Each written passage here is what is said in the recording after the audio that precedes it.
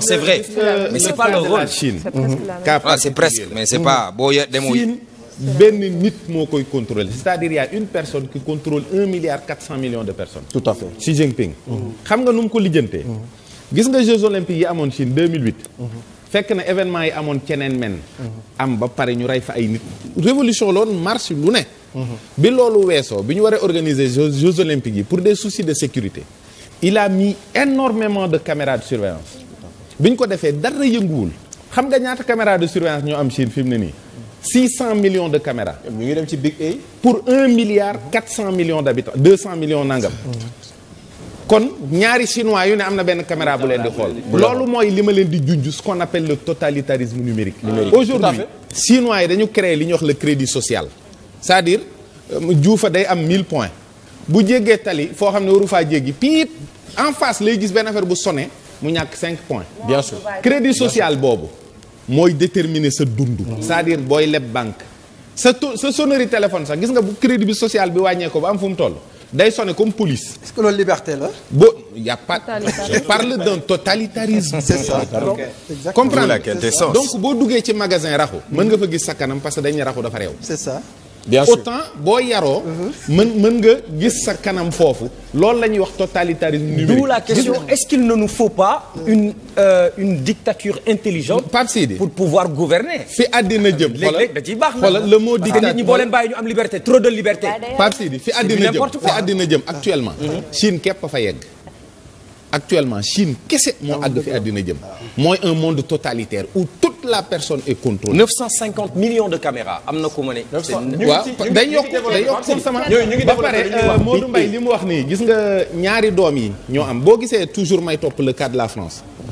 sëñ bi damaa dugg ci église yi les églises sont vides. maanaam bi ñu defee révolution bi ak fii may am na sax ku may signaler ne 60 ans après nangam xam nga c'est le curé qui s'occupait de l'éducation. curé bi ñu ko fa jëlee ci lañ fa teg enseignant. maanaam dañuy nangu progressivement. c'est que gis nga ñi bëgg a yàq àddina. ñu ñàkk jom lañ te patient. maanaam buñ dugalee benn affaire. nga yuuxu dañuy rocc ci taxaw. ça c'est vrai. suba ñu dugalaat ku. li garaaw nag mooy. sun doom yi. bu njëkk sun doom la woon ñun ñëpp man xale bi maa ko jur. mais kii day baayam kii baayam kii baayam la ñu koy yarandoo ci mbedd mi. ci biir kër gi. ak yooyu moo tax tonton Dakar nangam. léegi xam nga ñun bàyyi nañ. France nag doom ye bu njëkk ku ne sa doom la woon.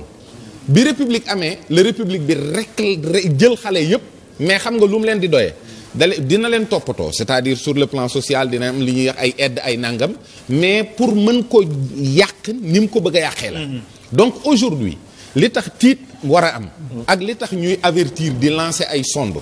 mooy il faut que nit ñi xam ne ce danger là ne guette pas en vain. day am ay résultats ci ay réew. boo xoolee Sénégal képp ku la ne réew mi jikko yaa ngi fañ nekkoon wallahi waxu la li am. dëgg la nag am na ñuy liggéey. toujours ma wax ko dama ne lépp loo xam ne doomu aadama mas na ko def ci kaw suuf si yàlla tukkal àddina ñun ñu ngi koy def ci sunu jamono ñun ñëpp te yàlla tukkalul àddina. góor jigéen am na fi. bari na lool sax nag. am na ñuy jaamu iblis. am na ñoo xam ne dañ jur doom tuddee ko de divile parce que dañ ne dañ ko gént ci forme bëy maanaam lépp loo xam ne yàlla mas na cee am lu tax mu tukkal àddina ñu ngi koy defandoo ci sunu jamono ji xam nga lu tax yàlla tukkalul àddina te du ko tukkal ba mukk lu dul àpp ba dafa jot mooy bi yonent bi xesee ba ñëw ci kaw suuf gis nga am na yàlla daan na mbugal doomu aadama di ko soppi leneen da ko bàyyi bi yonent bi ñëwee ici yonent bi ak alquran li fekk ñu ngi koy jàng ci kaw suuf adduna du sukki yëf yi du tàmpaloo te programme bi du yegg mais ñiy liggéey ci l'islam ay jàmbaar lañu ñi ngi sonn ci nit ñi mokkal alquran ñu ngi sonn ci nit ñi jàng diine léegi nag ñun waxkat yi nga xam ne moom amuñu benn njariñ maanaam li ñuy man rek mooy avertir wax leen ne demoon nañ ca bitim réew gis nañ fa lii mi ngi ñëw mais ku xool boo yi ni ñuy comporté woo ci internet bi boo wuuteeg nit ak saaga bi mu lay saaga ak léegi ni muy demee gëstu sa dund c'est-à-dire il y a quelques mois avant dafa bind ci Facebook bi Ceddo Mouride Sadikh ndeke jën mag fay lu tudd pour moom il sort un scoop xam nga dañuy dem laajte ban koñ nga dëkkoon ñaartali qu'est-ce que tu faisais avant bi nga demee HLM lan nga fa doon def mais yoo xam duñ gis dara parce que